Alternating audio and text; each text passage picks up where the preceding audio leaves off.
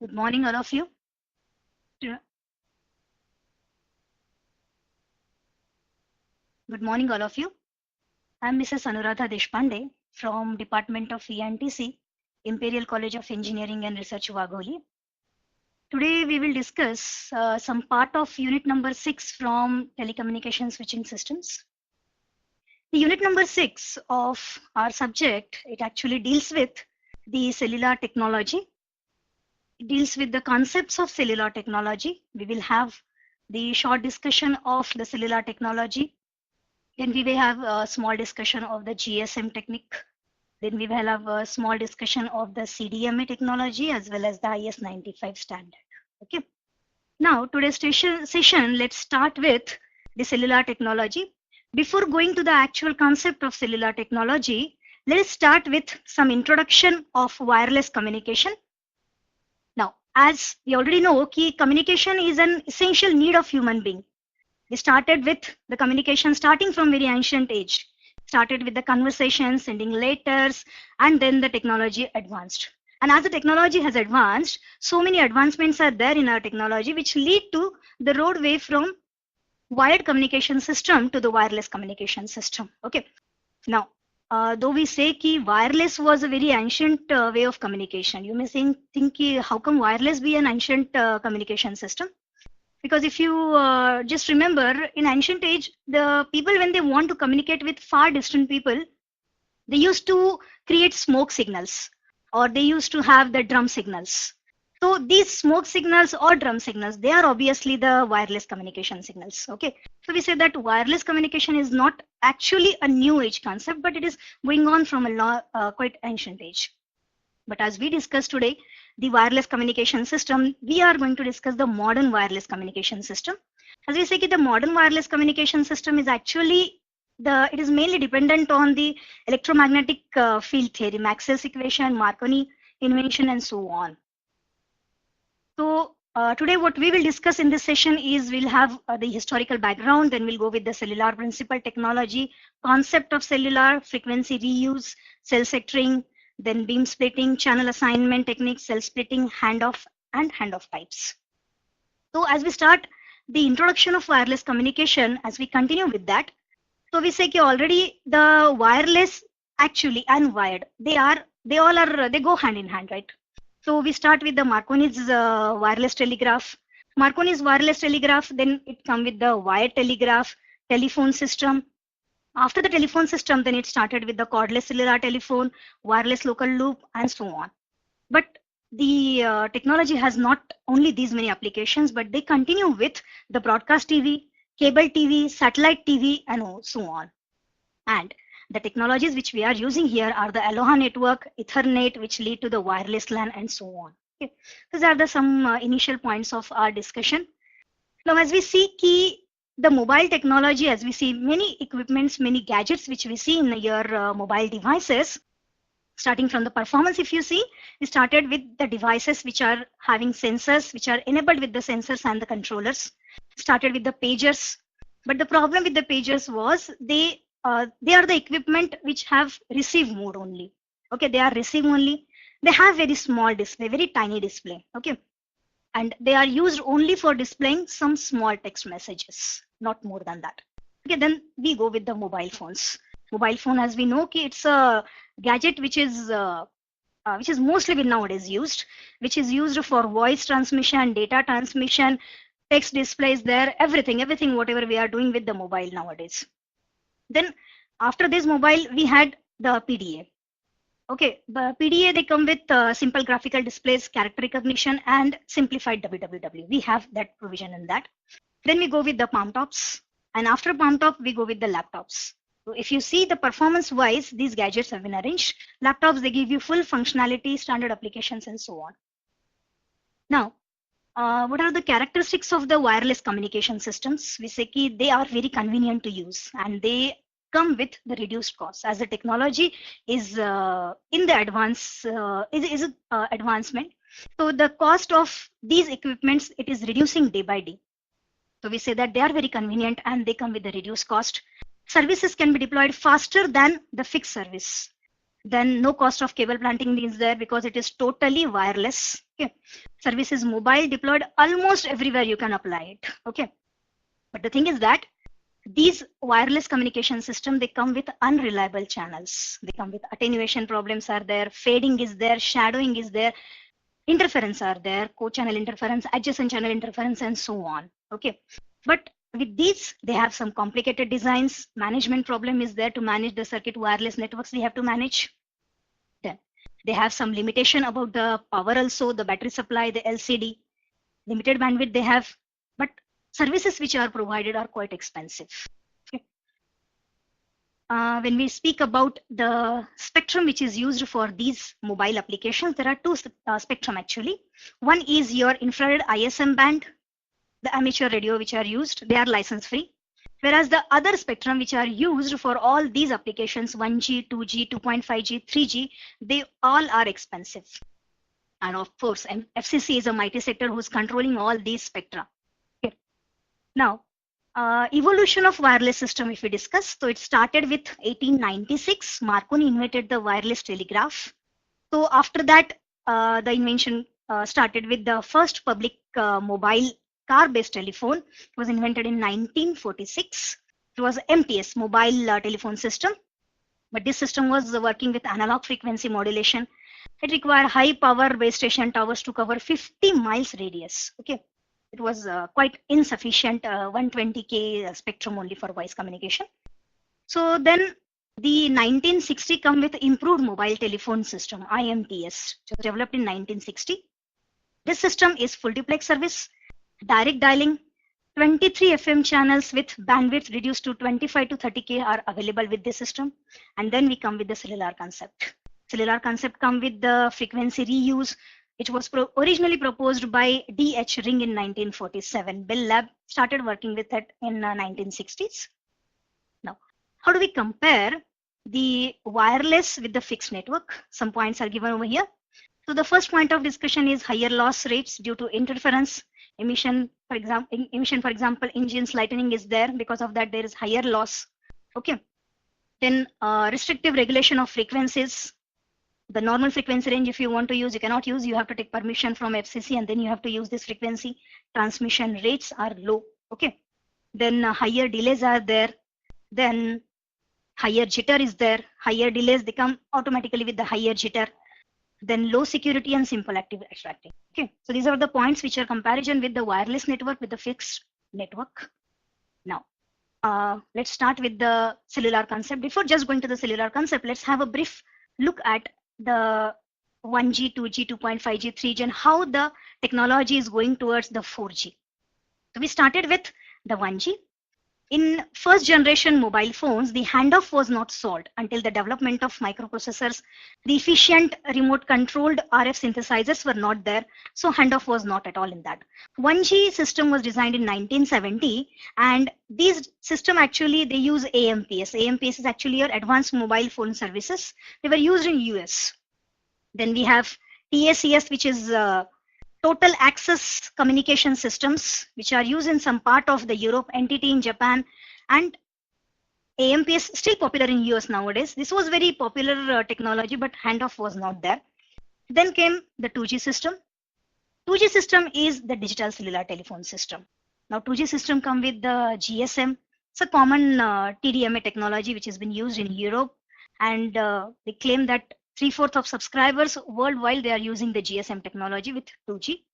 Then the technology come with the IS-54, interim standard 54, IS-136. Both were using TDMA technology in US, which is compatible with the AMPS. And then come the IS-95, interim standard 95, which is using CDMA technology, standardized in 1993 and deployed in 1995. 2G system came. After that 2G system, which was very highly successful in all the mobile devices in all this communication industry. Then the data services in 2G are enhanced. The enhancement in that goes with the GSM, IS-95 was there, IS-136, DAMPS plus technology came there. Okay, improved data still, even though there is improvement in the data rate, but the data rate is still too low, which is not yet supported multimedia traffic. Then the started of the 3G. 3G technology come with IMT, 2000. IMT 2000 comprises several 3G standards. IMT is your improved mobile telephones. IMT is your improved mobile telephone. This was a standard which came with 3G technology. 3G technology came with Edge, which supported the data rate up to 473 kbps, backward compatible with GSM, IS-136 also. Then CDMA 2000, which was invented by Qualcomm, started with the Qualcomm, which supported data rate up to 2 Mbps, backward compatible with IS-95 again. Then the technology started. Even today's in discussion, we will discuss what is IS-95. And this is a roadmap to your 3G to 4G. We started with the 2G technology, which has 9.4 kbps with GSM technology, 2.5G with GPRS, basically with 54 kbps, 2.75G with Edge, 384 kbps, 3G with UMTS, that is Universal Mobile Telecommunication Systems, with 2 Mbps, and then 3.5G, and the roadmap goes to 4G also. Again, this is beyond 3G. What still we have beyond 3G, that the mobile system or mobile communication has not ended up to 3G, but we are still going towards the 4G also with so many advanced features. Okay.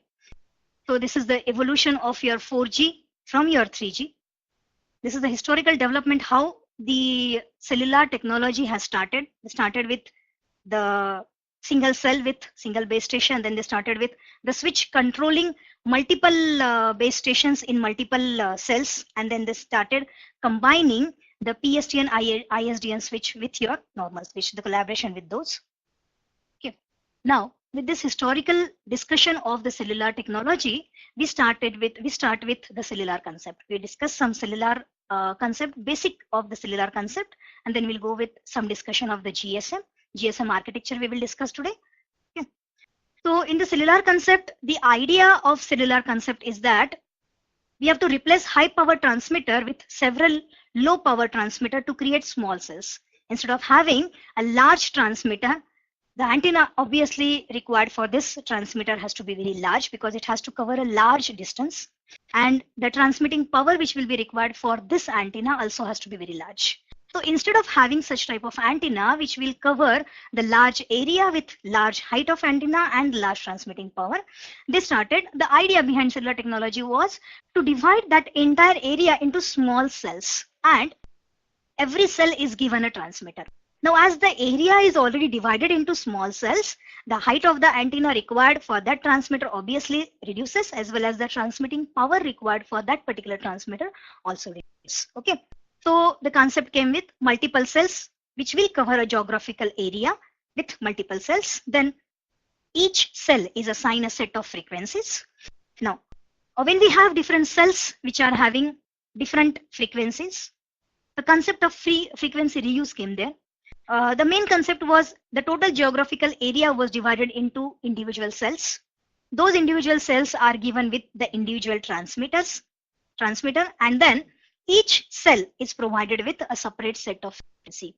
The precaution is taken that no two adjacent cells, they should have same frequency, which is to be used in that particular cell. Okay, so each cell is assigned a different set of frequency. Now, so we require when you have larger radius cell for larger coverage area with small number of users, and if the area is quite large and the number of users are less, the radius of that cell is kept large. But when the number of users in that cell it go on increasing, then that cell is again divided into the number of cells, and each cell is again given a different transmitter. Okay. So as the number of users started increasing in a single geographical area, the entire cell, the large cell, was again then divided into the small parts, which is again called as your cell splitting. This is also increased to, cell splitting is basically used to increase the channel capacity. Okay, so we come to the main ideas of the cellular system.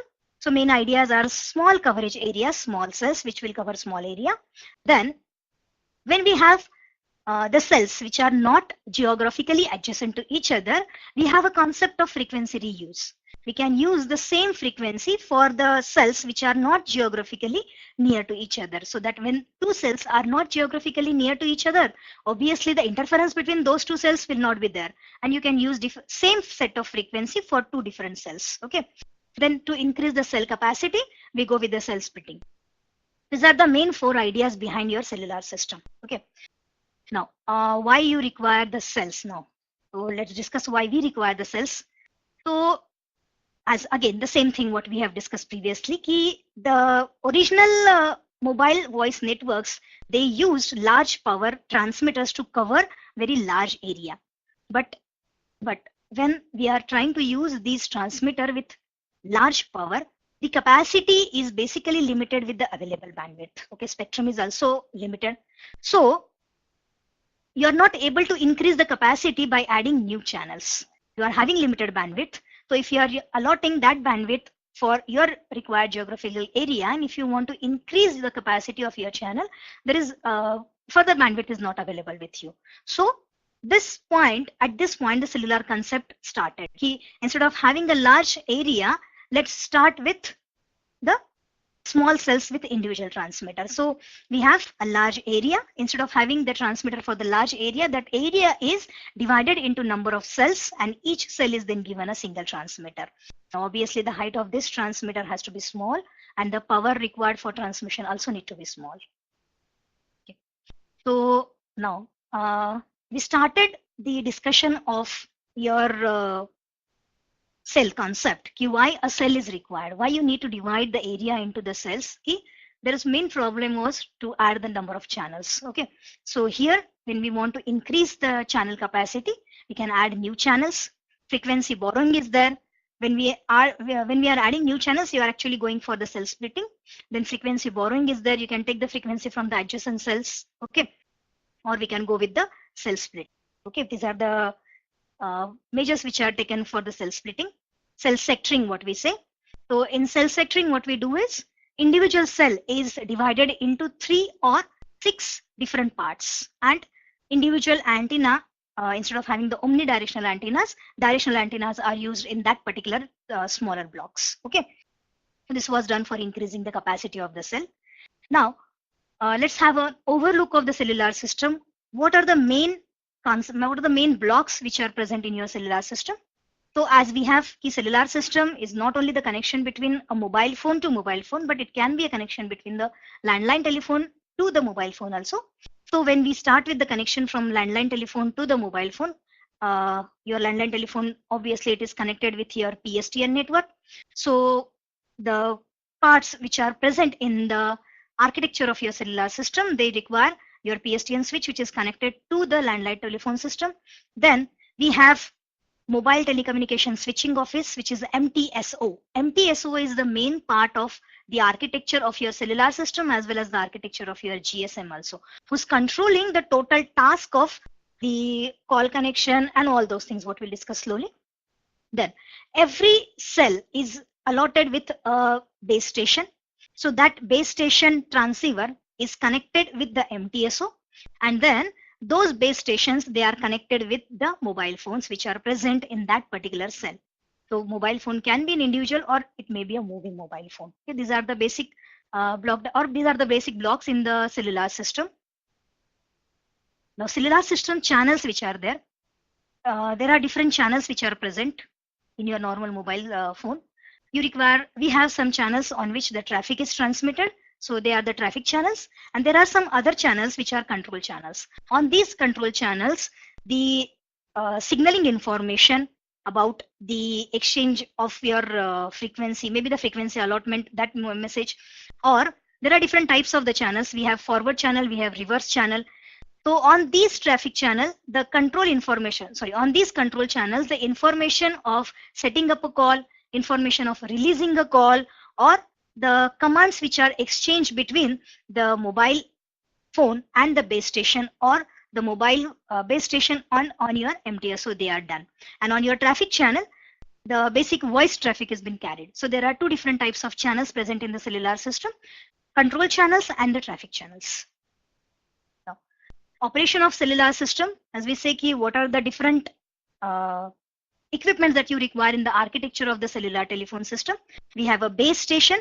At in every cell, you require one base station. That base station is connected with the number of mobile phones which are present in that particular cell. Then this actually base station consists of the antenna. controller and the transceivers. The controllers handle the call process. So this base station is actually connected with all the number of mobiles which are present in that particular cell. Then base station is connected to the MTSO, mobile telecommunication switching office. MTSO, it serves actually multiple BS.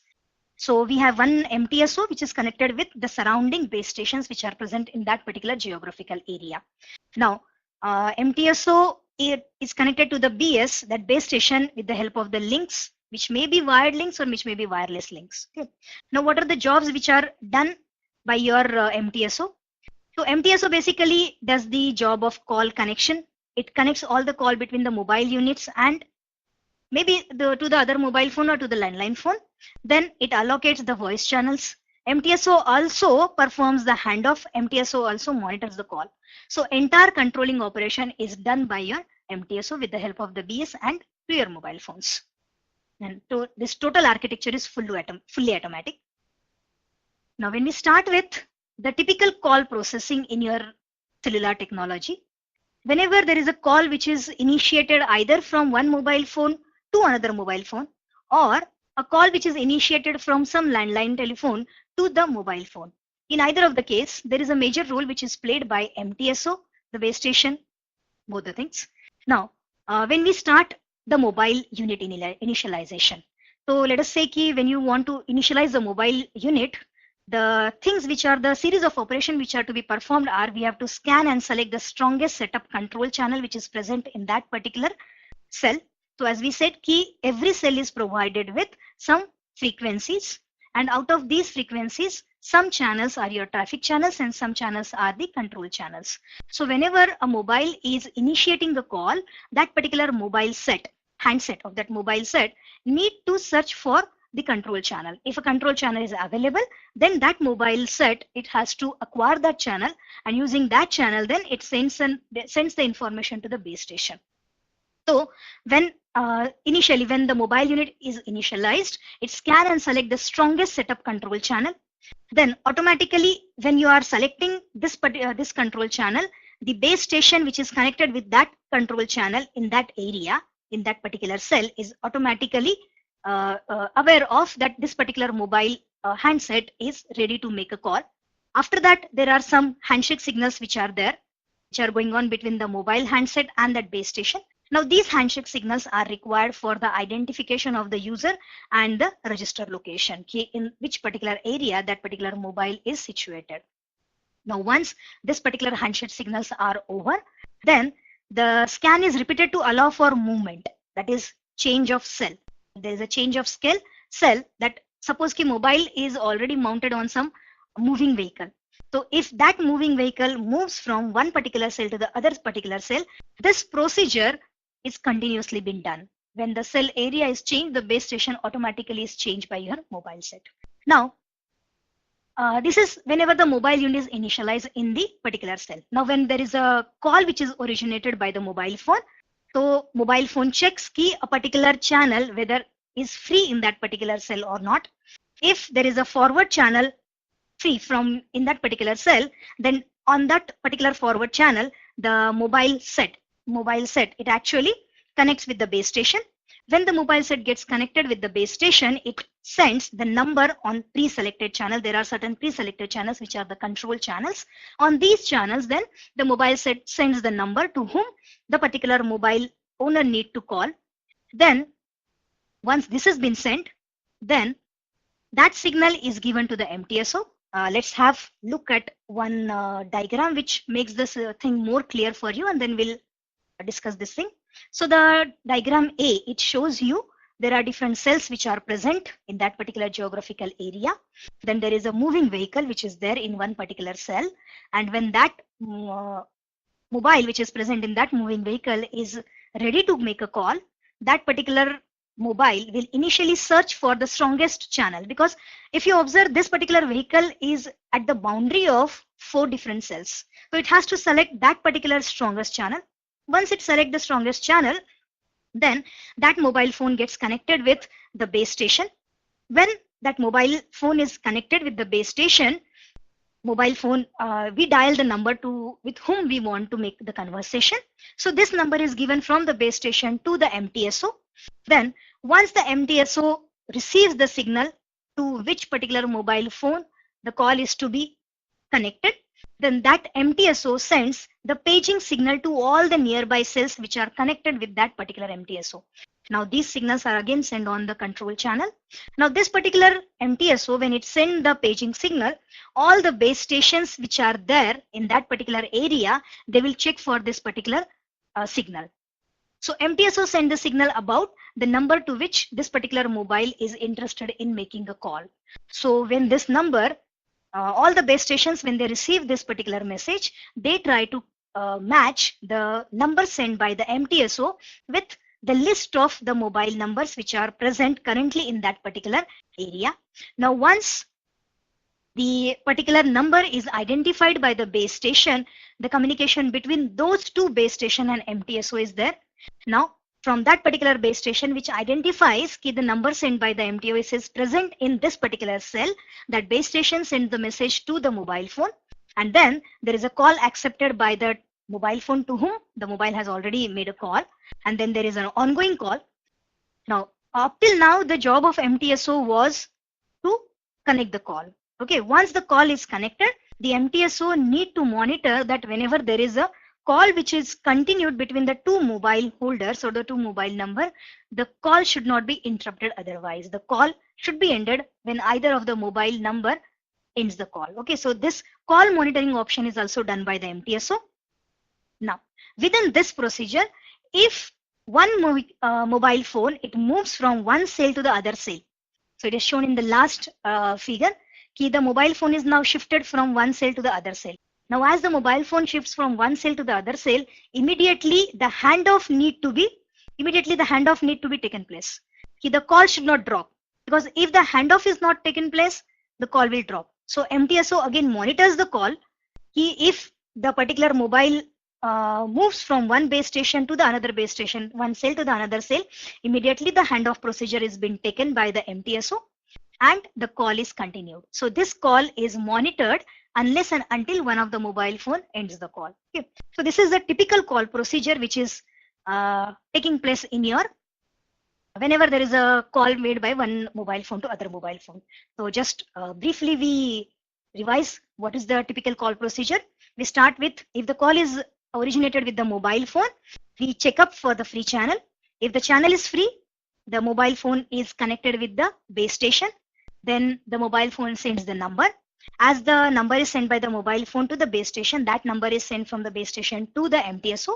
MTSO sends the paging signal. So when MTSO sends the paging signal, it tries to connect with the mobile unit to whom we are trying to make the connection. Then this paging signal or paging message is sent to the base stations depending on the called mobile number. Okay, it is again transmitted on the setup channel. When the base station identifies the received number, whatever number the MTSO has transmitted, that particular mobile number is present in this particular cell. That call is connected between those two mobile phones. The call is accepted. Ongoing call is there, voice data exchange through the respective base station and the mobile switching circuit. And this particular voice data transmission which is going on, this will be on the traffic channel, not on the control channels. Okay. And if one of the mobile phone moves from one base station to the other base station, then obviously the handoff also has to be carried out by the MTSO. This is the brief of how a call is generated or how the call is made in the cellular mobile phone. Normally there is sometimes question which is asked on this point also. He explained the call procedure in the cellular technology. Now let's move to the shapes of cell. Very basic question. When we say the large geographical area is to be divided into the smaller cells, which shape it has to acquire? Whether that shape should be circle, whether it should be square, whether it should be triangular, whether it should be hexagonal, so on. So if we start with the circular shape, what problem which occurs is, if you are dividing the area in the circular shape, and if you join three circles, in between three circles there will be the area which is left uncovered by either of the cell. So if you are trying to divide the geographical area in terms of the circular cells, the total area may not be covered. There, what we call it to be a blackout area. Okay, so the total area is not covered if you are using the circular shapes. So we go with either square or hexagonal shape. The most popular shapes are your square and hexagonal. That too we go with the hexagonal shape. So these are the different cell patterns which can be used, cell geometries which are there, square, or we can have the hexagonal pattern. Now, the distance between the center point of one cell to the center point of the other cell is generally noted, and depending on this distance and the radius of every cell, the further things are depending. What we call it to be frequency reuse ratio and the co-channel interference and so on. So square pattern or hexagonal pattern, but mostly we go with the hexagonal pattern. So circular cell geometry, as we say, cell geometry, even if you use the circular way, even we are saying it is the hexagonal, but actually we start with the circular and then we converted it to the hexagonal. And then this each hexagonal cell has some predefined radius, and the distance between the center point of two radius or two cells is defined as, is termed as D, and the ratio of this D to the radius of the cell, it plays a major role in what we discuss next. Okay, now there's very important concept, frequency reuse. Many a time this question also is asked as a short note. We explain the concept of frequency reuse. Now, as we say, the problem with the large geographical area, the bandwidth was limited. You are not able to add more number of channels. But here what happened? As we have divided the geographical area into small cells, and each cell is allotted with a different set of frequencies. Each cell is allotted with a different set of frequencies. Now, when what we are having is, when there are two different cells which are geographically placed very far from each other, then these two cells, they can use same set of frequencies. This is the concept of frequency reuse, which is used in your cellular telephony. Okay, so what we say is, we can allow communications within the cell on the given frequency. For a particular cell, we allow the particular set of frequency. Okay, but what we have to do is, the power from one cell should not enter or should not escape into the adjacent cell. This is the precaution we have to take when we are designing the transmitter in that particular cell. Now, as we are using this, we can go with the reuse of frequencies in the nearby cell. When we say when we can use frequencies, reuse the frequencies in the nearby cell, we need to take some precaution. These two cells which are allotted with the same frequency, they should not interfere with each other. Okay, so we have to keep a certain minimum distance between these two cells which are allotted with the same frequency. Okay, so we can have 10 to 50 frequencies per cell which are allotted. Now, for example, if you have n cells all using same number of frequencies, and if there are total k number of frequencies which are there in your system, each cell can have k by n frequencies. Okay, total n number of cells, k number of frequencies if we have, so each cell can have k by n frequencies. Okay, now frequency reuse, how to characterize frequency reuse.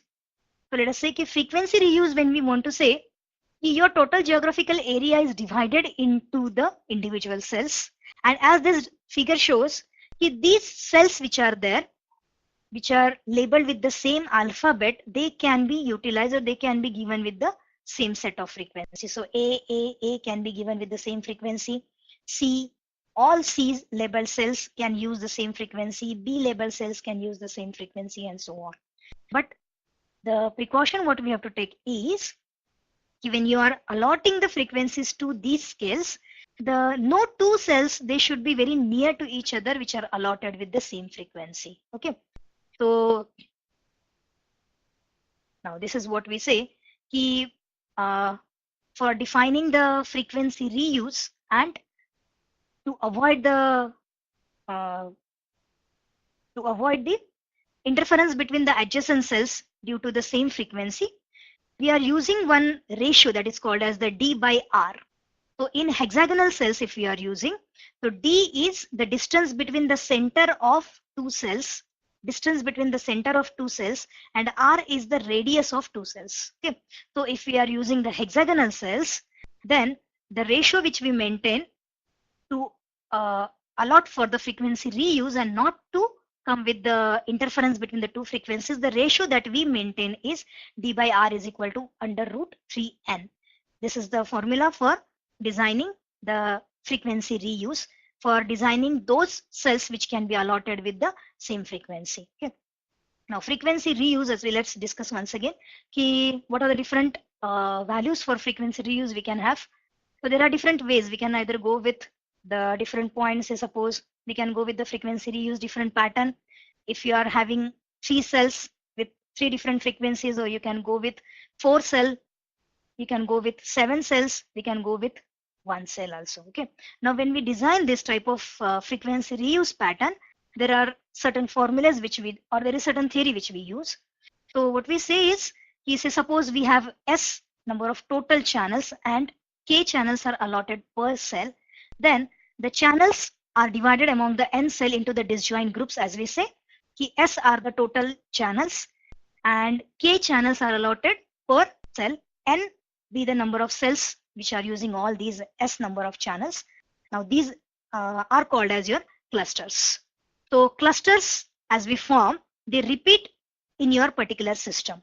Now the typical cluster size is given with the formula N is equal to I square plus Ij plus J square, where I and J are the integers. They are not non-negative integers. So we can go with different values of I and J, and we can create the clusters of different sizes. Like N is equal to 7, we can create N is equal to 3 and so on. Okay. So take for example, if you are creating the cluster of size 3 or size 7, how it looks. If you are creating the cluster of size 3, here there are 3 cells which we have formed, A, B and C. So 3 cells are there in the cluster which are utilizing all the frequencies. So if we have A, B, C, this is the first cluster, this is your second cluster, this is your third cluster and so on. So total area will be divided into the clusters of 3 cells. Likewise, if we go with the cluster of 7 cells, as we can say, this is the most commonly used pattern in your cellular technology, because here if you observe, there are 7 cells in one cluster. All cells are hexagonal and all the cells are allotted with a different frequency, and the total geographical area then will be divided in terms of these 7 the cluster of these 7 cells. Okay.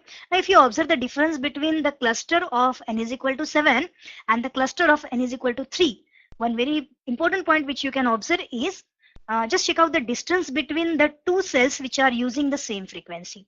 If you monitor A and A here, the distance between A and A here, or the A and A here in the second cluster, or the A and A in the third cluster, there is not much distance between, or there is not much separation between the 2 cells which are utilizing the same frequency.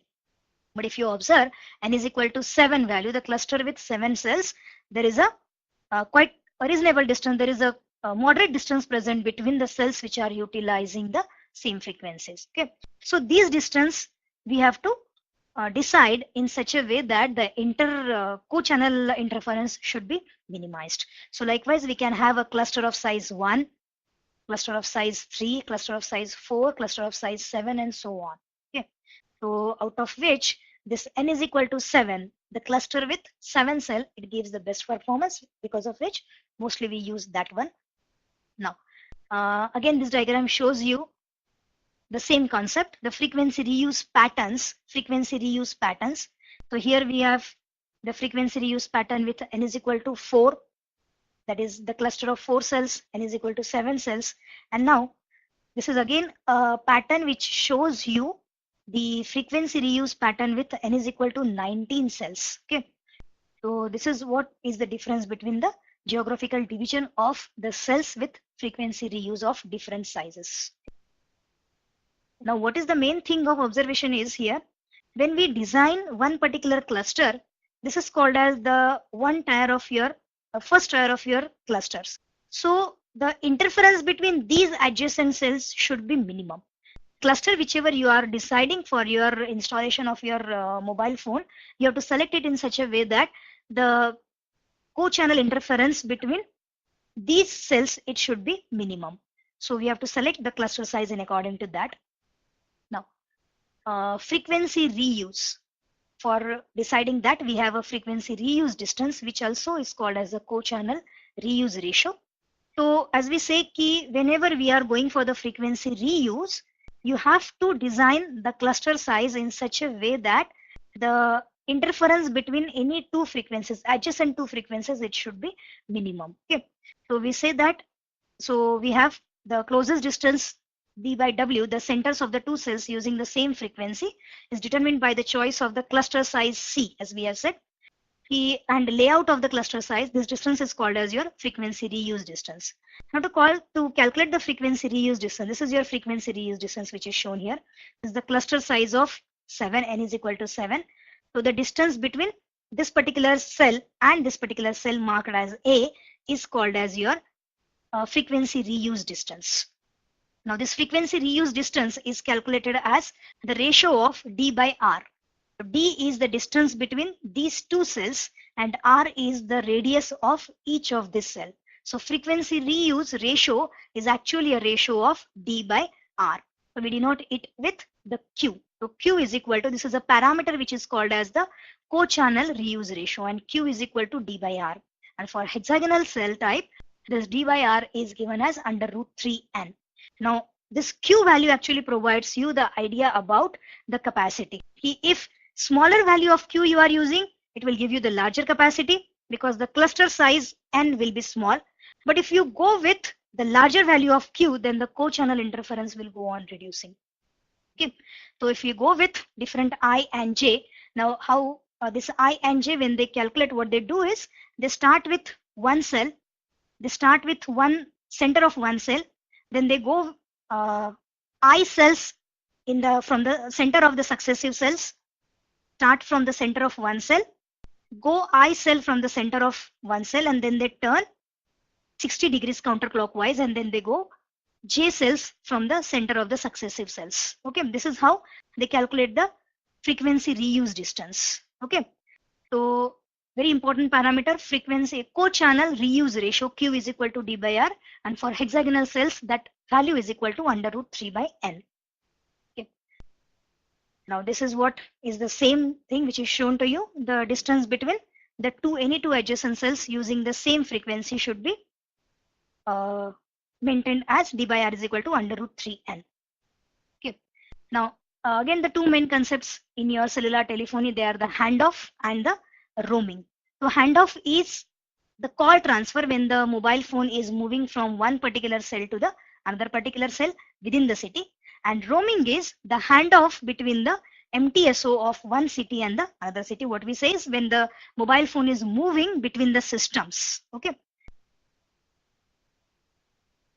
As we say, we discuss with the handoffs.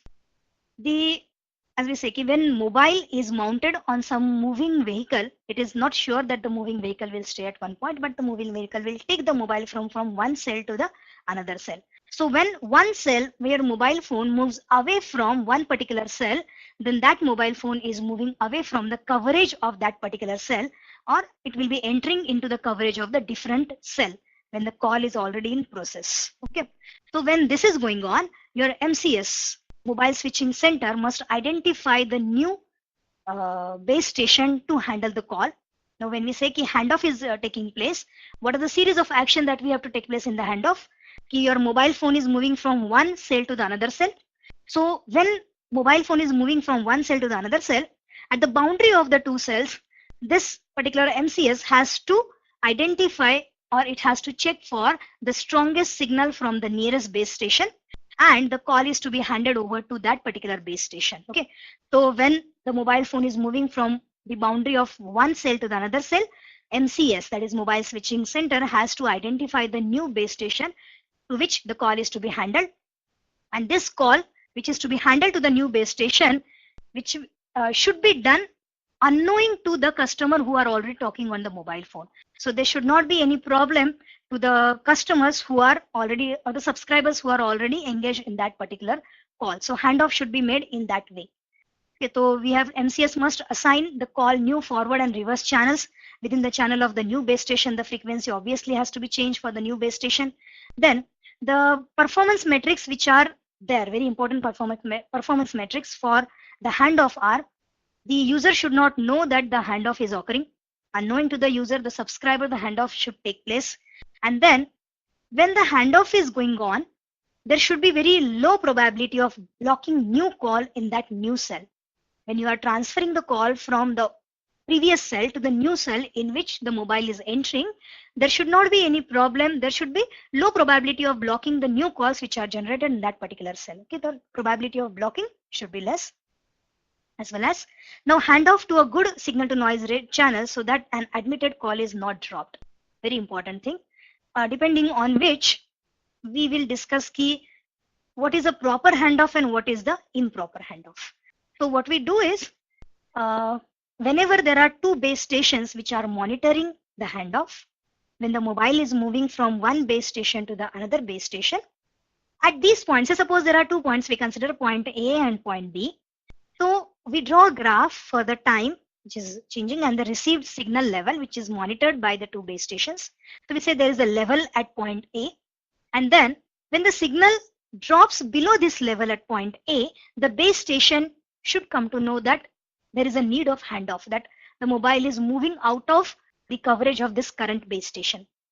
So there is a handoff threshold which is maintained, particular signal level which is considered to be the handoff level. If the signal level start decreasing beyond this level, there should be an immediate handoff taken. Okay. So when below this handoff threshold level, now there is a minimum acceptable signal level which is required for maintaining the call. So we have a level at point A, then there is a in-between level for the threshold level which is considered for handoff to take place, and below this threshold of the handoff to take place, there is a minimum acceptable signal level with which the call can still continue. Okay. If your signal goes below this level, the call may drop. Fine. So when the handoff is taking place, the handoff should be done in such a way that when the mobile phone is moving from point A to point B, the signal levels start decreasing below this particular. Okay. And whenever it starts reaching to the threshold of the handoff to take place, the call should be immediately transferred from the base station of the current cell to the base station of the another cell. Instead of that, if still continues that the call is not yet handed over from one base station to the another base station, it is probability that the call may terminate and the handoff may never take place. Okay. So this is the proper handoff. That handoff should be made without dropping the call. Now, when we say what are the main steps which are required, or the main steps which are required when the handoff is taking place, there are 4 different steps which we say. So the handoff main steps, they are initialization, resource reservation, execution, and completion. So initialization is either by the mobile or the network identifier for the handoff, and you have to begin the process. Either the mobile need to identify that there is a need of handoff now, or the network NCS need to identify that there is a need of handoff and the signal levels are going below now, towards your threshold level of the handoff. Now, as this need is identified that now there is a need of handoff, the resources should be acquired, resource reservation should be done. So the resources which are required for supporting the handoff, they are allotted. Now, when we say we need some resources for supporting the handoff, when the handoff takes place, there is a call which is transferred from one base station to the another base station. So when there is a call which is transferred from one base station to the another base station, the resources required are exactly same which are required for initializing a new call in that particular base station. Okay. So when a call is transferred from one base station to the another base station, resources which are required for continuing that particular call in the new base station, they need to be reserved, they need to be acquired. Okay. Once these resources are acquired, then the actual handoff take place and the mobile phone, that particular call is transferred from the current base station to the new base station. Once the call is completed, or once the handoff is completed, unnecessary resources which are there, maybe still utilized in that, are removed. Only those resources which are utilized for conducting that call from the calling mobile to the call mobile, they are kept. Unnecessary resources are removed so that these resources now can be utilized for the execution of the new call. So that is the last phase as the completion. So these are the 4 different steps which are taken for handoff: initialization, then resource reservation, then execution, and the completion. Okay. Now, the parameters which are important in your handoff, they are signal to noise ratio old and the signal to noise ratio new. That is the signal to noise ratio to initiate the handoff based on the minimum acceptable quality, and the signal to noise ratio nu of the target channel. So signal to noise ratio nu of the target channel should be always greater than the signal to noise ratio old of your previous base station. And then we define a value which is D, which is equal to signal to noise ratio nu minus, there is a difference between the new signal to noise ratio and the old signal to noise ratio. Okay. If this distance between, or the difference between the two signal to noise ratio values, if it is very small, unnecessary hands-off may occur, and unnecessary, the resources may be continuously in that procedure of conducting the handoff. If D is very large, if there is much difference between the signal to noise ratio old and the signal to noise ratio new, then insufficient time is allotted for the handoff to complete the handoff, what we say, and signal to noise ratio old, it may become too weak and the signal may lost. So if D value is very small, unnecessary handoff may take, and if D value is very large, there is a probability that before taking the handoff, the call may lost. So always D value should be a compromise between these two values. It should not be very small. It should not be very large, so that the handoff take place very properly when a mobile is moving from one cell to the another cell. Okay. Now there is one more type of handoff, which is called as mobile assisted handoff. In the previous case, when we discussed when the mobile handoff procedure need to start, we said that MCS need to identify that one particular mobile is moving from the cell boundary. It is going out of the cell boundary. And then it need to search with the next base station signal and start with the handoff. Now there is another type of handoff which is called as your mobile assisted handoff. Now mobile assisted handoff may the mobile stations measure the received signal to noise from the surrounding base stations. Okay. And then they inform current base station of the measurement. So the major key role is played by the mobile phones, that mobile stations, what we call MS, mobile phones, they measure the signal to noise ratio from the received or the surrounding base stations, and they continue this particular procedure. Okay. Now as this particular thing is continuously monitored by the mobile phones, these mobile assisted handoff are quite quicker. But there are certain problems with this mobile assisted handoff also. So there are certain points which are listed. High speed mobiles require frequent handoffs. If the mobile phone is mounted on a vehicle which is moving with very fast speed, then it is possible that you may require frequent handoffs. Okay. So if there is a frequent handoff going on, it may burden the MCS mobile switching center. Then high speed users covered in the large umbrella cell, and so many problems are there. High speed mobiles, they require frequent handoff. Then call dragging may be there. Okay. Then handoff times which are required with the different generation. First generation analog system, they required 10 seconds for handing over the call from one base station to another base station. Whereas the second generation digital system, it required 1 to 2 seconds only. And this was basically mobile assisted handoff. This is a brief discussion of the handoffs. Now, as we say, there are again two different types of handoffs, hard handoff and the soft handoff. Hard handoff is also called as your break before make. So when we say it is a break before make, before handing over the call from one base station to the another base station, there might be a very minute duration of time for which the call may drop, and again it is continued. It's called as a break before make. So soft, hard handoff and the soft handoff, these are the two different types of the handoffs. Then we start with the interference. So there are certain points which we have discussed. We started with the cellular, we started with the introduction. Then we started with the cellular concept, cell, how to design the cells, then cell clusters, how to design the cell clusters. Then we started with, then we discussed the frequency reuse. We discussed what should be or how to calculate the minimum distance between the two cells which are acquiring or which are allotted with the same frequency. We had a short discussion of the handoff. Now we start a short discussion of your interference. Now interference, actually when we say interference, is basically the addition of or the sum of all the signals which are contributing maybe either noise or unwanted signals. So interference is the summation of the disturbance of all these things. Maybe it is a noise, maybe it is the unwanted signals. Now in your cellular concept, when we say interference is there, what sort of interference is there? There are two different types of interference, as we say. before going to that, let's have what are the effects of interference. So as we say, key interference is the basic limiting factor in your performance of your cellular system. If there is more interference, the performance of the cellular system will go on degrading. Okay. Then signal quality also is degraded. Bit errors in the received signal because of the noise or because of the interference, there may be the bit errors in your received signal.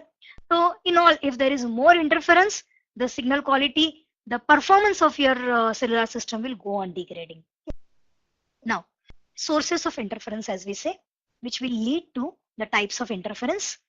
So what are the sources of interference?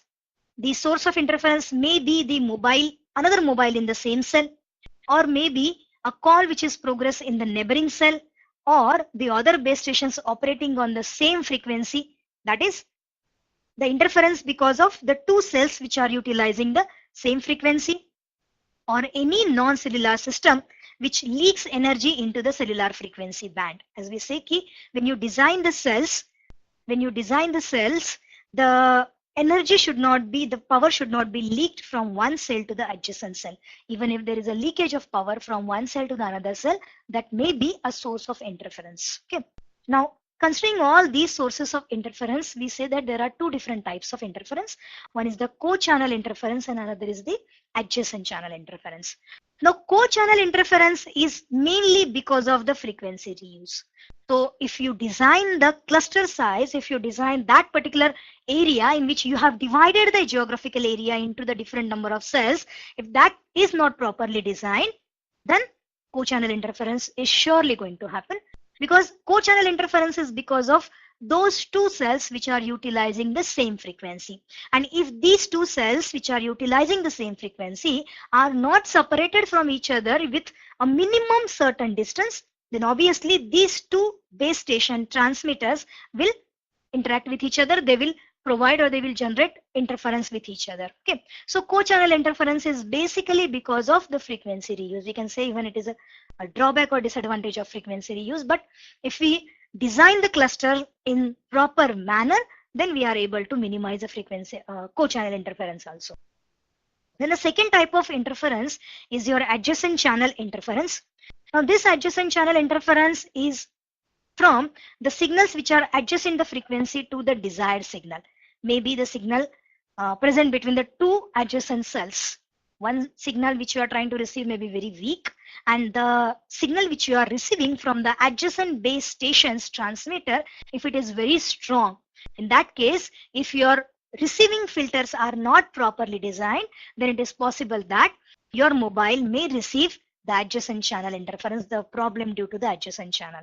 So it is basically adjacent channel interference is due to the signals which are adjacent in frequency to the desired signal. That is, these are the signal from your adjacent cells. Okay. Now, adjacent channel interference obviously can be removed only with the proper filters which you have designed, which will not allow these signals to enter in your receiver. Proper filter design is a major thing which we can take for avoiding the adjacent channel interference. Okay. Now, as we say, co-channel interference. So same thing we have discussed already. Key frequency reuse, when we say we need to reuse the frequencies, then we need to decide the minimum distance which is allotted in between the two cells, which will be allotted with the same frequency. So if we say R is the radius of the cell and D is the distance between the center of the two co-channel cells. Now co-channel cells means the cells which are allotted with the same frequency. So D is the distance between those two cells which are allotted with the same frequency. Okay. So co-channel interference, it depends on the transmitter power also. Now by decreasing the ratio D by R, you are able to reduce the co-channel interference. So co-channel interference reuse ratio that we have already defined, Q is equal to D by R. Then for hexagonal cell, we say under root 3K or 3N. So by reducing K, that is by reducing the value of co-channel reuse ratio, the cluster size can be reduced and the system traffic capacity can be increased. So again, with the help of this, your co-channel interference can be reduced. So we can reduce the K and we can reduce the co-channel interference. Okay. Now this is how we observe or we visualize the co-channel interference. So what we do here is, these are the area which is divided into the different clusters, and these cells which are represented with 1, they are the cells which are allotted with the same frequency. And if now these are the cells which are identified as the first layer of around your basic cell. This is the first layer, which may be the interfering cells. There may be a second layer, there may be the third one also.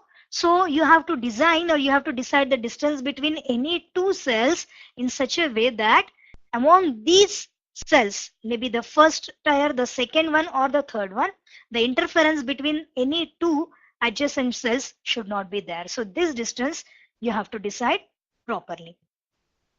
So this is the measure with co-channel interference, CCI. Now the adjacent channel interference, as we said, adjacent channel interference is basically caused because of the frequencies which are present in the adjacent cell. So suppose you are trying to receive a signal in one particular cell, but the signal is very weak.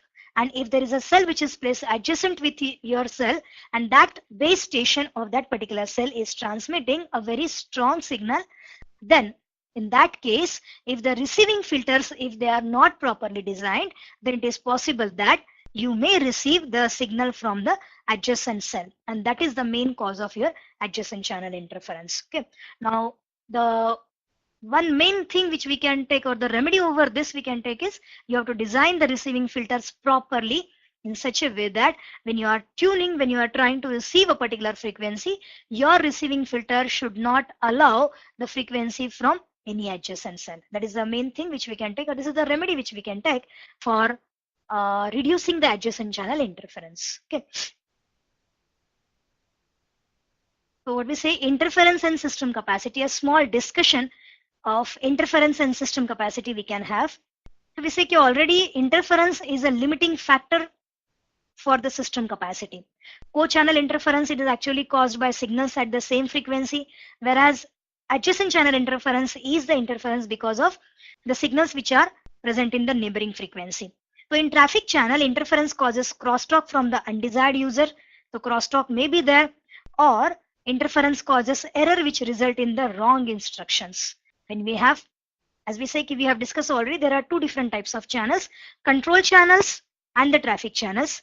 So if it is a control channel and if there is a interference taking place, then that control channel, that particular traffic channel, if it is interference taking place on the traffic channel, then that interference leads to the crosstalk. Whereas if interference is introduced into the control channel, then that may directly alter the instructions, the signaling information which is being transmitted on that particular channel. So automatically, so obviously if interference is more, the performance of your system will go on degrading. Okay. So to reduce the co-channel interference, the co-channel cells you have to separate sufficiently. Now one more thing which is done for increasing the capacity of your cellular technique is the sectoring. In the sectoring, what is done? See, this is the view of sectoring. To increase the channel capacity, each cell is divided into either 3 sectors or into the 6 sectors. So we say there is either 60-degree sectors or 120-degree sectors. If you are making a 120-degree sector, then there are 3 sectors which are made in one cell, and if it is 60-degree sector, then there will be 6 different parts which are made in a single cell. So as what we are doing in the sectoring is the channel per cell, now it is divided among 3 different sectors.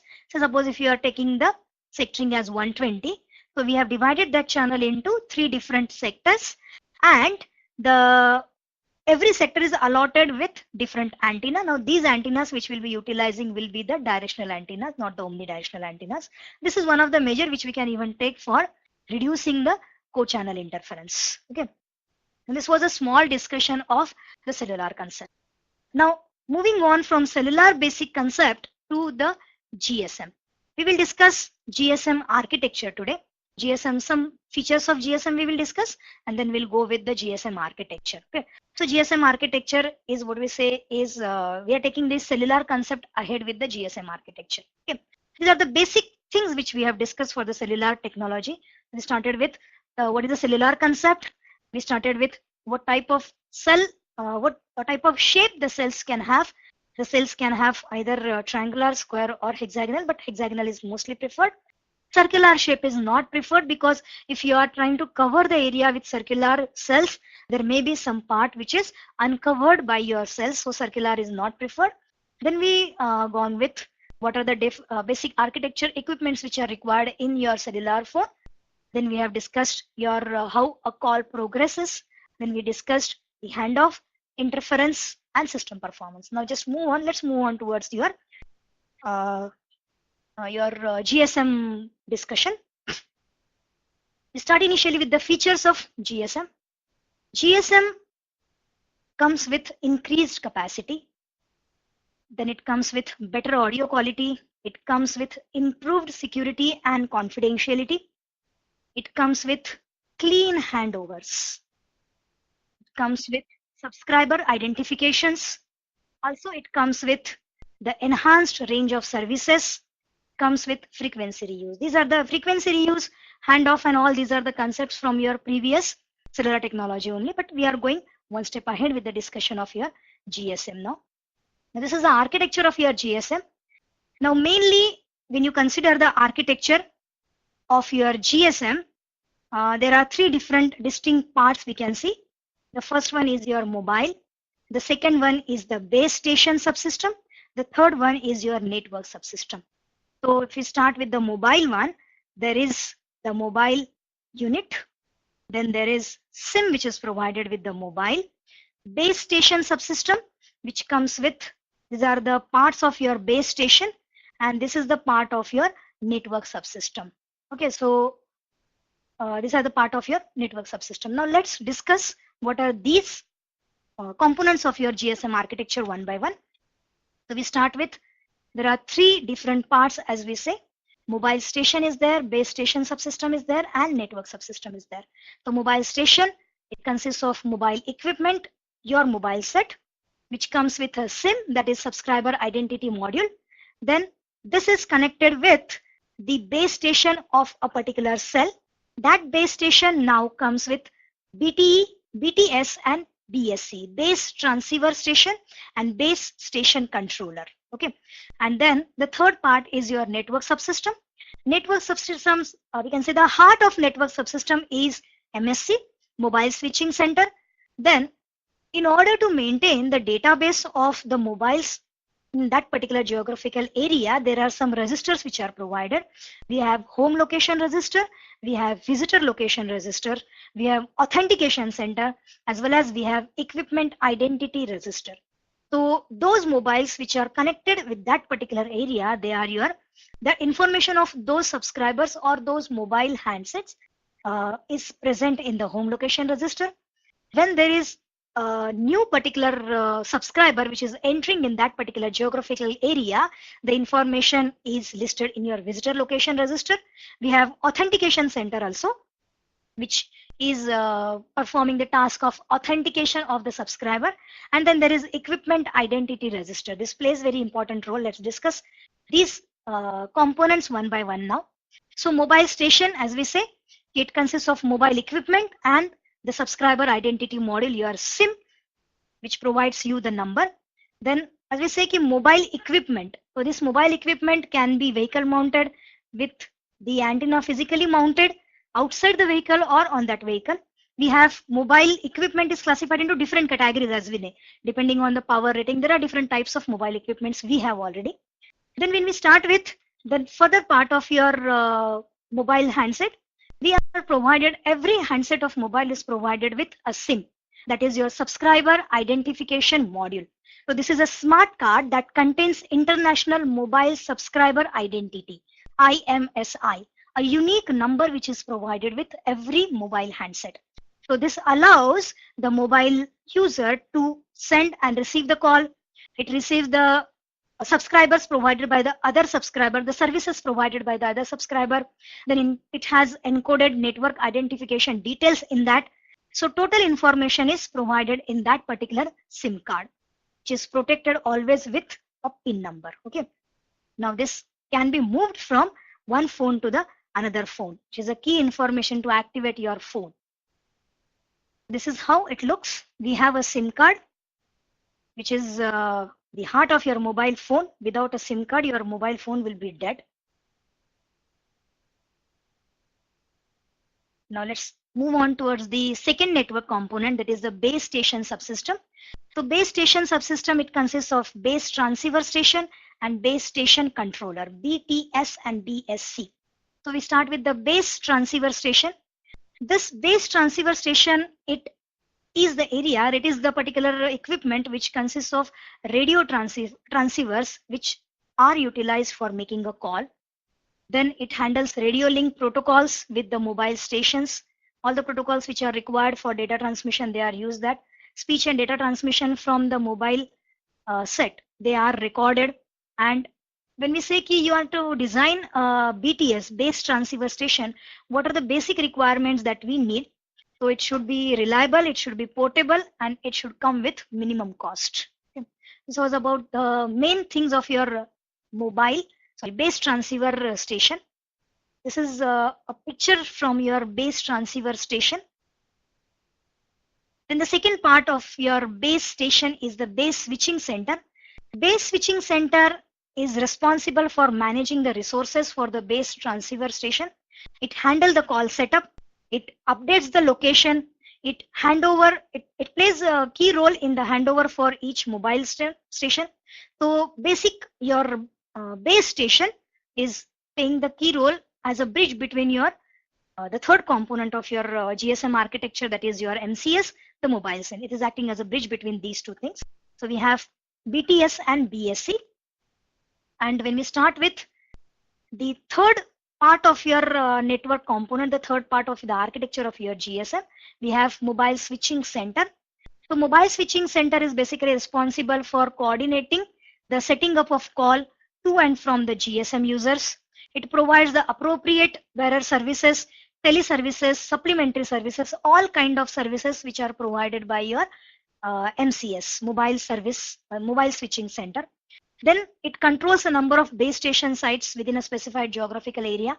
As we see, your geographical area is divided into the number of cells. Each cell is provided with one base station, and multiple of such base stations, they are controlled by one MCS, mobile switching center. So MCS actually controls the base stations which are present in the surrounding geographical area. This is some picture of your mobile switching center. Then there are certain registers which are utilized for maintaining the database of the subscribers who are handling or who are using the mobile phones in that particular geographical area which is surrounding with that MCS. Okay. So we have a home location register. The home location register, it contains the information of all the subscribers which are present in that particular area, which are associated with that. Then it note down the current location of the mobile. Then there is another register which is your visitor location register.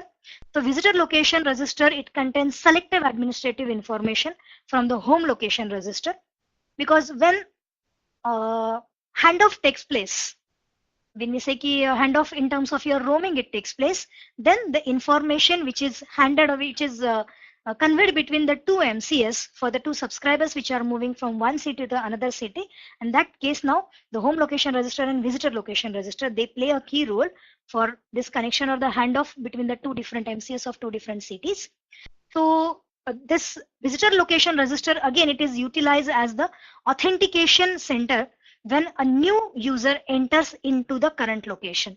The particular subscriber whose information is not listed in the home location register, to authenticate that particular subscriber, visitor location register is used. Also, the visitor location register, it tracks the customer, they have phone on and ready to receive a call. So this type of job which is done by the visitor location register. Then we have authentication center also. This authentication center is basically used for maintaining the security. It also has a data storage location and the functional parts of the network. Totally security purpose we have. Then we have one more very important point, which is equipment identity register. So this equipment identity register is actually a database which is used to track the handsets using the International Mobile Equipment Identity, IMEI. that you already know, okay, every handset is provided with a unique number, IMEI. So that total information is maintained in your equipment identity register.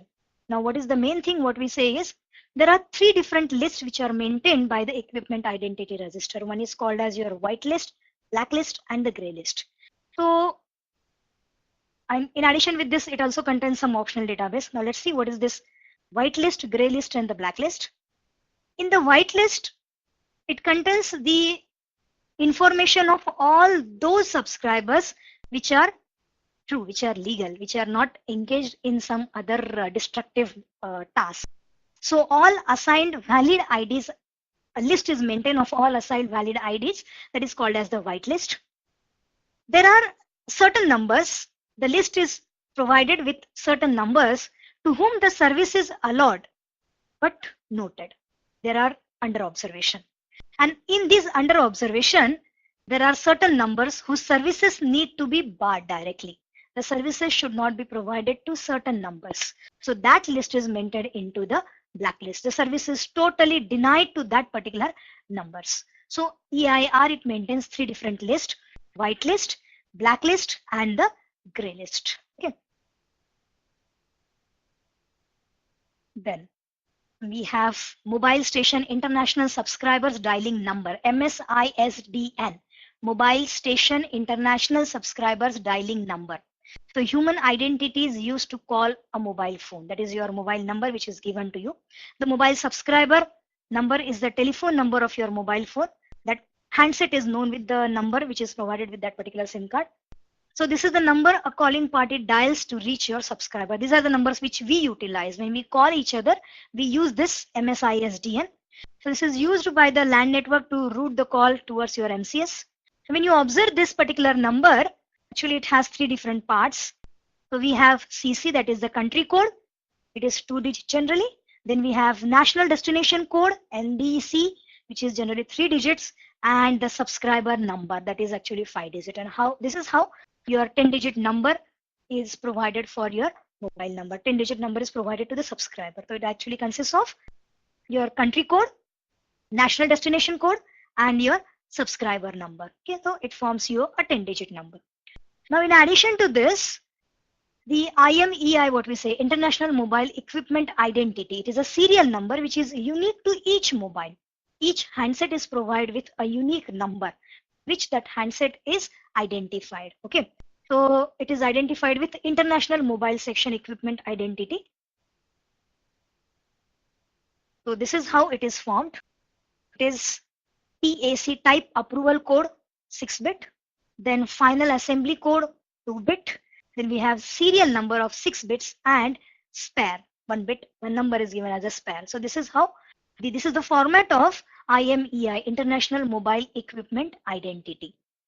The different code which is given to your particular handset. Now, as we discussed, whenever cellular system even we have discussed, we said there are two different types of channels. One set of channel is called as your control channel. Another set of channel is called as your traffic channel. Likewise, the GSM channels are categorized into the physical channels and the logical channel. The physical channel, when we define physical channel, they say that each time slot on a carrier is referred to as a physical channel. Each time slot is referred to as a physical channel, and per carrier there are generally 8 physical channels provided. Then apart from the physical channel, we have the logical channels. Variety of information is transmitted between the mobile phone and your BTS. So there are different logical channels depending on the information chain transmitted. The logical channel generally are of 2 different types, as we say, traffic channel and your control channel. So voice or data transmission between the 2 mobile phone, it is taking on, maybe it is between 2 mobile phone or the mobile phone to the base station and base station to the mobile phone. It is carried over on the traffic channels, and the control information about the signaling, it is carried over on the control channels. Now, with the architecture discussion and the channel discussion of the GSM, let's check what are the advantages of GSM. As we say, it is clean, quite call. We have quality of service provided with GSM is really very good. Security is provided. International roaming capability over 100 countries is provided. Battery life is also improved with GSM, because when the mobile phones were started, handheld devices with predominant battery life was a very difficult issue to handle. So GSM come with improved battery life. They have efficient network design for less expensive systems expansions. Efficient use of spectrum is done. Then there are some advanced features. Short messaging is there. Caller ID is there. Then wide variety of handsets are provided. Accessories are there, and many more other services which are provided by your GSM. This was the small discussion of the GSM and cellular technology we have. Now, let's have a small discussion of the IS 95. Interim standard 95, when we say interim standard 95 is basically depending on the CDMA technology. So let's have a quick review of CDMA technology, spread spectrum, and then we'll go with a short discussion of your IS 95. Introduction of the IS 95 we have. So what we discuss in this, we'll discuss what is spread spectrum, what is frequency hopping. We just list different multiplexing techniques and multiple access techniques, and then we'll have the discussion of IS 95. When the technology advanced from 2G, 2.5G, 3G towards 4G, IS 95 is followed with the CDMA 2000 and so on. So let's have a small discussion of those things also. So spread spectrum, when we started with the spread spectrum, the concept of spread spectrum is to increase the bandwidth of your signal. To energy is generated in a particular bandwidth is deliberated spread in the frequency domain. The band of the frequency is deliberately spread. Now when you are spreading the band of the frequency deliberately, the signal level, it goes on reducing. So when the band of the signal is deliberately spread over a large bandwidth, the signal level falls to such a low value that when the signal is tried to capture by the other person, they are not able to make a differentiation between the noise level and the actual signal level. Okay, so this is actually done for a variety of reasons that include establishment of secure communication as your signal level reduces near about to your noise level. So the intruders, they are not able to identify the signal level. They are not able to make the differentiation between the signal level and the noise level. Then you are increasing the resistance to the natural interference also, and jamming, and to prevent the detection. This is the major reason why we are going with the spread. So this is the same thing what we have. Why you need this? Because you require that communication signal. You have to make it very difficult to detect. Jamming should not be there. The intruder should not be able to detect your signal. Now, spread spectrum was commercially initialized, used in 1980s with US. They used it with VSAT. They got it with the aircraft for crop dusting and similar different applications. And then Qualcomm's, they started using it in the communication first of all, in the communication applications first of all, and they started using it with the CDMA initially. Now spread spectrum, as we say, you have to spread the data over a wide bandwidth. It makes jamming and interception very hard. Now there are two different types of that. Frequency hopping is there and direct sequence spread spectrum is there. So let's discuss these techniques slowly. The frequency hopping, the signal is broadcast over random series of frequencies. And when we discuss the direct sequence, in the direct sequence spread spectrum, each bit is represented with multiple bits. There we use some codes. Okay, so that is your direct signal spread spectrum. You can use their chipping codes, what we call them. Now when we say the spread spectrum technique, when we discuss, what we do is you apply the input to the channel encoder first. You generate a narrowband analog signal. Then the signal is modulated using the signal sequence of different digits. Now those different digits may be the spread codes. Okay, that may be a sequence which is called as the spread code. Now this spread code is generated with the help of the pseudo-random noise generator, the pseudo-random number generator, pseudo-random sequence, what we call PN sequence. So PN sequence is generated, it is utilized for generating the spread code, and then this spread code is used for modulating your actual modulating signal. Now as we are doing this, the bandwidth is significantly increased, the spectrum is spread. So receiver uses same sequence. When you are trying to receive the signal at the receiver need to, now here at the transmitter station, what we are doing, you take your, you start with your modulating signal, then that modulating signal is modulated with a spread code, and that spread code is generated using the PN sequence. So when you receive the signal at the receiver, you have to first of all separate the spread code. From the spread code, you have to separate your original signal. Again, at the receiver again, you need to use the same PN sequence that we have used at the transmitter. Now this is a general block diagram of the spread spectrum system. We start with the channel encoder to which you apply your input signal. Then we have the modulator to which you apply the spread code, which is generated with the help of the PN sequence. The signal you transmit over the transmitting channel. At the receiver, you demodulate the signal, and then you use the same PN sequence which you have utilized at the transmitter to get your original signal back from the spread code. Now, what is a PN sequence or pseudo-random noise sequence? So pseudo-random noise sequence is a randomly generated sequence which has some significant properties.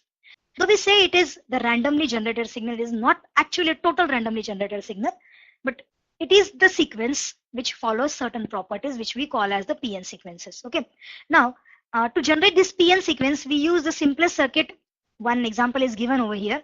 So we have some shift resistors, series of some shift resistors we have, and using this series of shift resistors, the PN sequence is generated with the help of the parity generator. So we generate the PN sequence first, and then this PN sequence is generated with the help of some algorithm which is predefined, and using this deterministic algorithm, we generate the PN sequence, and this PN sequence is then used for generating your pseudo-random signal. Now, we start discussion directly with the DSSS. We have a brief discussion of these things, and directly we'll go with the features of IS-95. So we start with the DSSS, direct sequence spread spectrum. This is the simplest block diagram of direct sequence spread spectrum. We have the modulating signal. Your binary data is given to the modulator BPSK, which is given to the DS spread code. The DS spreader is provided with the PN sequence, and output what you obtain is your spread signal. Okay. At the receiver, then you require just reverse of functionality what we have done at the transmitter. At the receiver, we receive the spread signal, which is given to the DS spreader, which is again provided with the PN sequence which we have already utilized at the transmitter, and then you demodulate the signal to recover your binary data back. And this is one example of your data input. There is a locally generated PN sequence. We use this PN sequence for generating the spread code. So there is a operation we perform on the data input and your PN sequence to generate the spread code.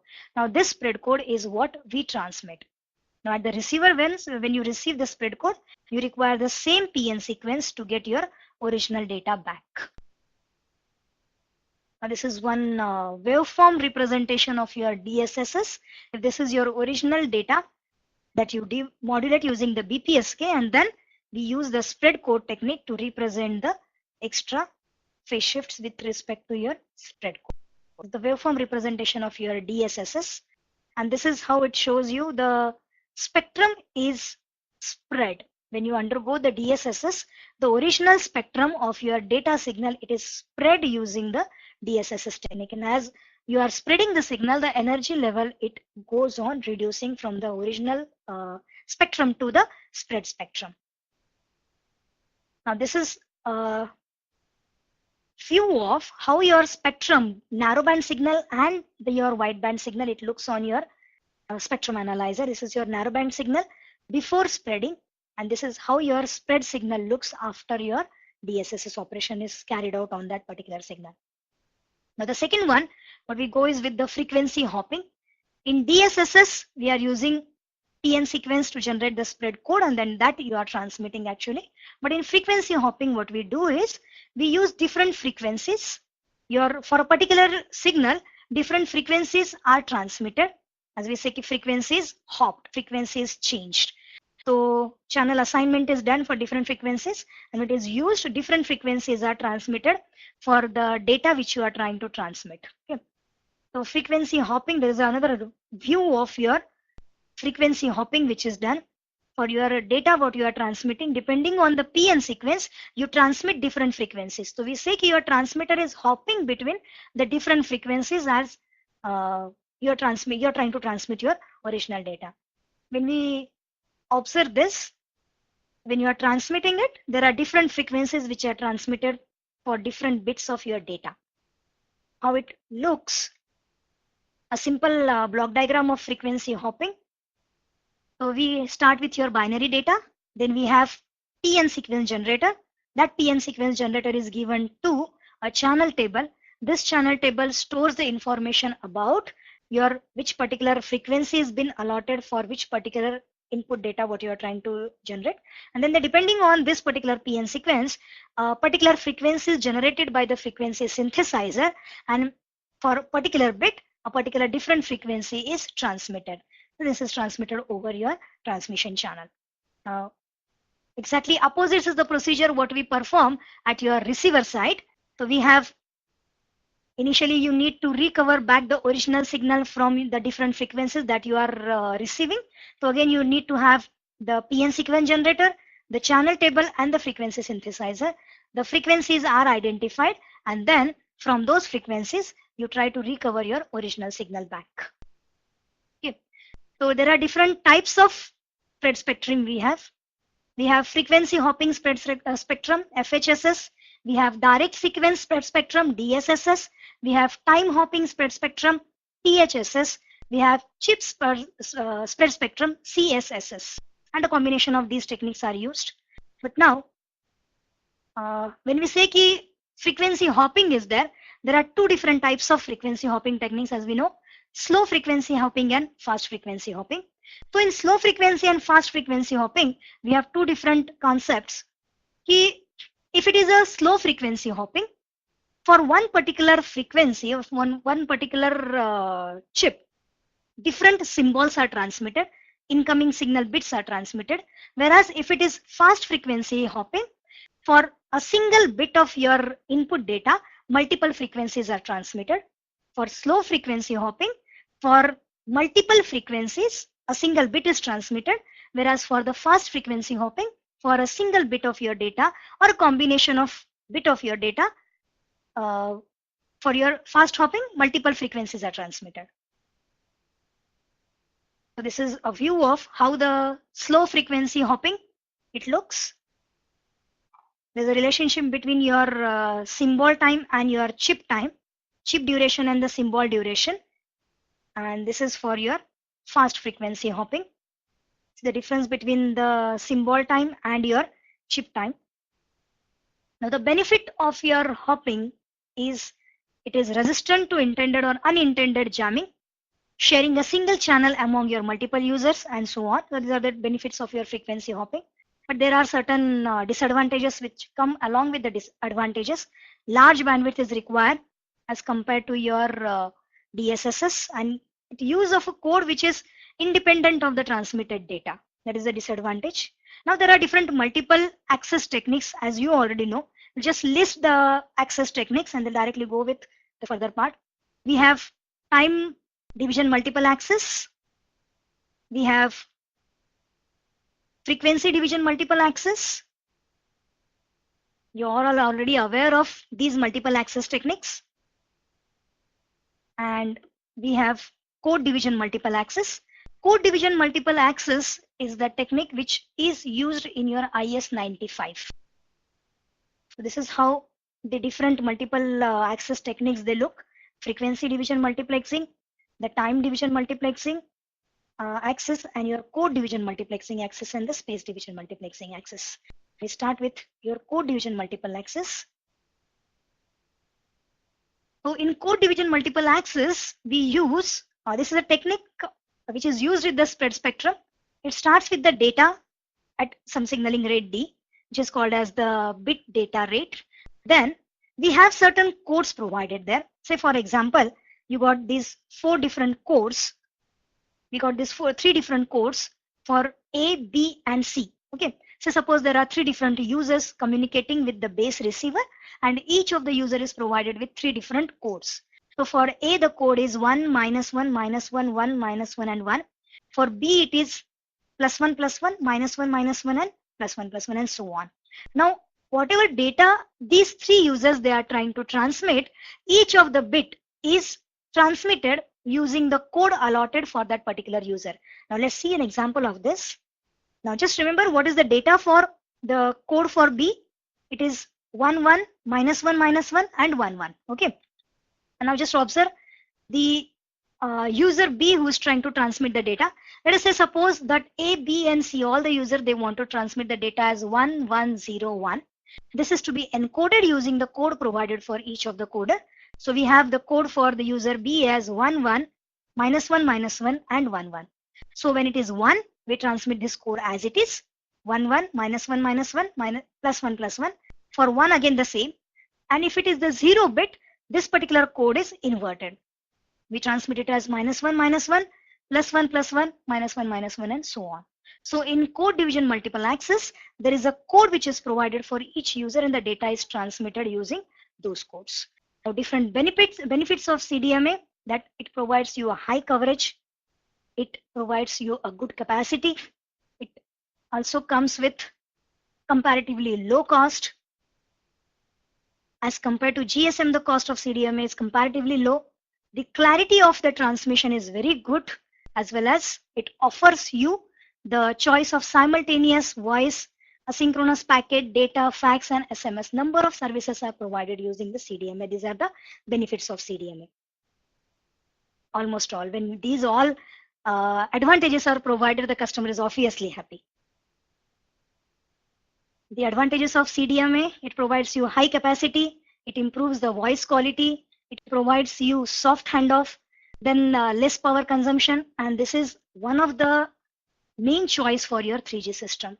As well as with that, it gives you another multiple advantages. There are certain drawbacks also of CDMA because nothing comes only with the advantages. With the advantages, you need to bear some disadvantages. So you have self-jamming unless users are perfectly synchronized. This is one of the major problem. Near-far problem is there. Your adjacent channel interference, what we call as a near-far problem. There are certain problems with that also. Then in CDMA design, there is one particular receiver which we use that is called as your rake receiver. There are two different things mainly we have to consider for the CDMA design. So what we have is the rake receiver and the soft handoff.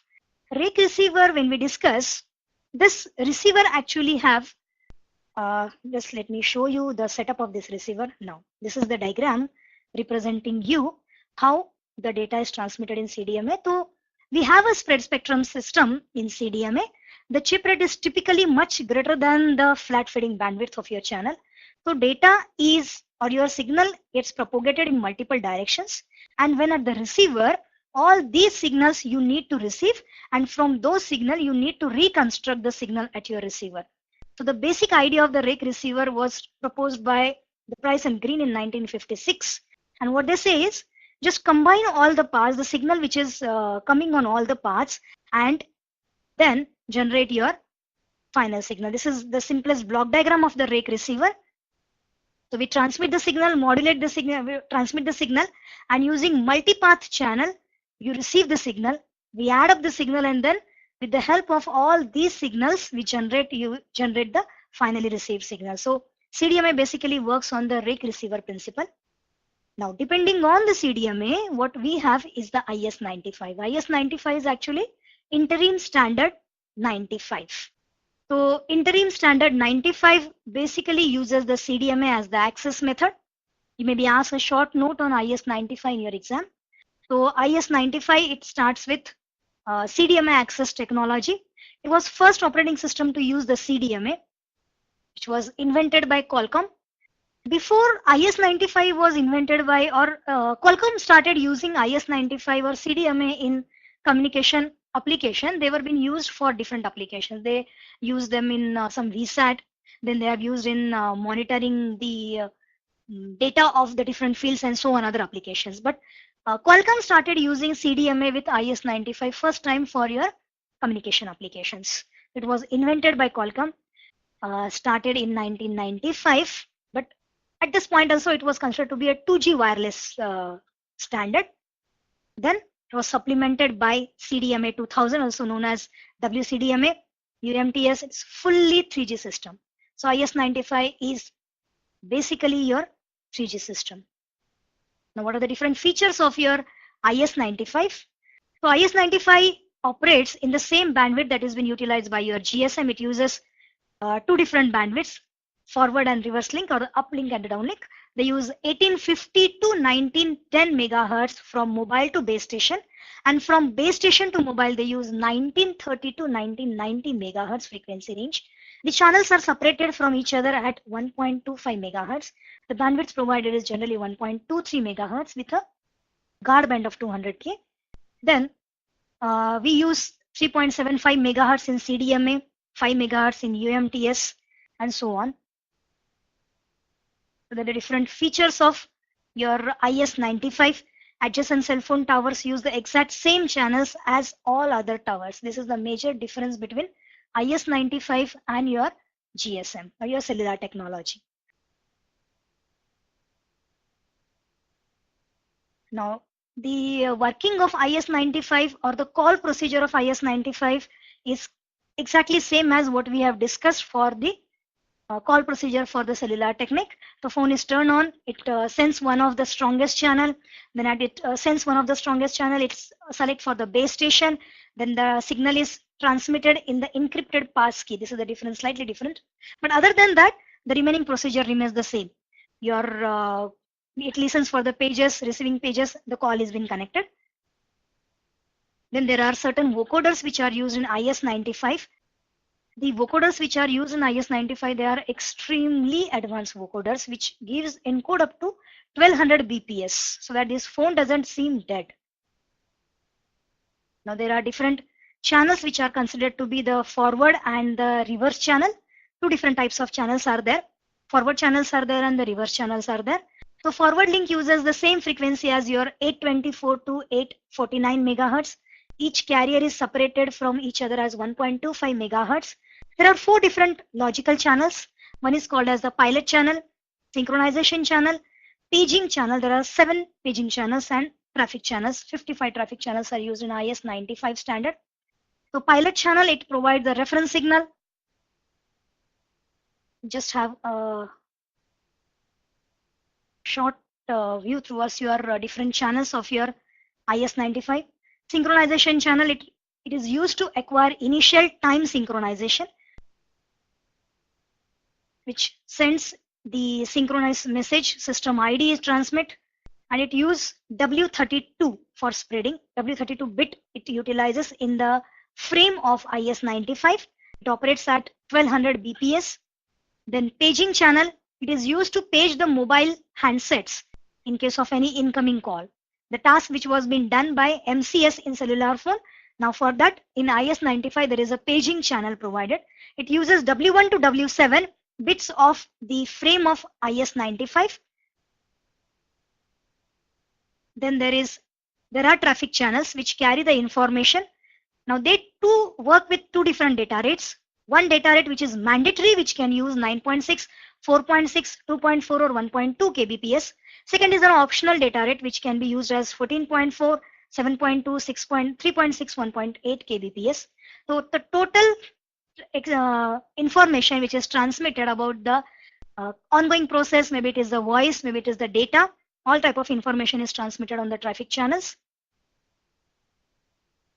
So we use QPSK as the modulation technique which is used in this, and orthogonal Walsh codes are used, 64 total bits that we use. Now in addition with the forward channel, we have the reverse channel also. The reverse channel is fundamentally different from the forward channel because it uses orthogonal QPSK for the power efficiency. Then QPSK demodulation is easy in that case. The frequency range utilized is slightly different, 869 to 894 megahertz that we use. And that also again contains two different logical channels, access channel and reverse traffic channel. Then there is CDMA 200-1X, the technology which comes after your CDMA. The main advantage is that the theoretical data rates it supports is up to 307 kbps, but the generally data rate which is experienced is 144 kbps. There is one more version of your CDMA 203X which extends the data rate up to 2 Mbps. And the standard, there are 3 different standard channels which are used. 1.25 megahertz channel with 5 megahertz bandwidth. Again, they use the convolutional and turbo coding. And now these are the different applications of CDMA. As you are already aware of the applications of CDMA, and most of the mobile phones, they are coming up, they have already provided with these applications. Audio download you can enjoy. You can take the help of the doctor on phone telemedicines you can have. You can go with the video streaming. You can go with the video messaging. You can download the games. Mobile transactions you can perform. We have mobile auctions. And not the least, your social networking sites also, they come with the CDMA applications. So this was the brief discussion of your CDMA and a brief discussion of the IS-95.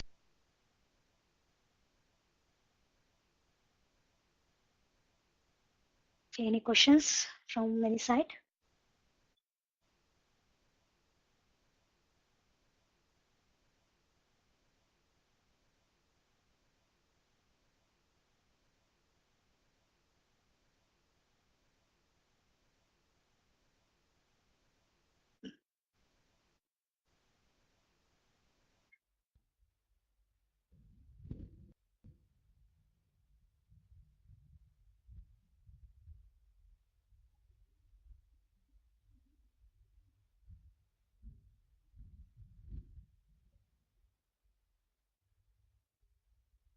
Okay, all the best, dear students. Thank you.